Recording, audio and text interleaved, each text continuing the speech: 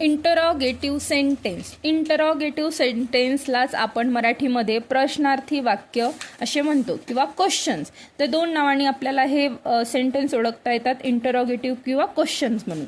Sentence where question is asked, असे sentence ज्यामध्ये प्रश्न विचारलेले असतात.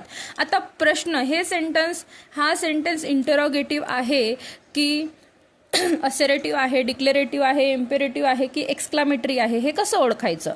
तर वाक्याच्या शेवटी काय असेल? एंड कशाने झाला असेल? त्याचं क्वेश्चन मार्कनी झालं असेल. कशाने झालं असेल? क्वेश्चन मार्कनी झालं असेल. आणि स्टार्टिंग माहिती आहे का? क्वेश्चन WH वर्डनी होऊ शकते किंवा हेल्पिंग वर्बनी होऊ शकते. कशाने होऊ शकते?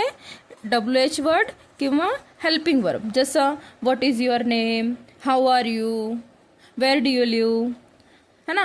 आणि हेल्पिंग वर्बनी सुद्धा, जसं are you okay, do you know him, do you like tea और coffee, can you read, can you walk, असे आहेत.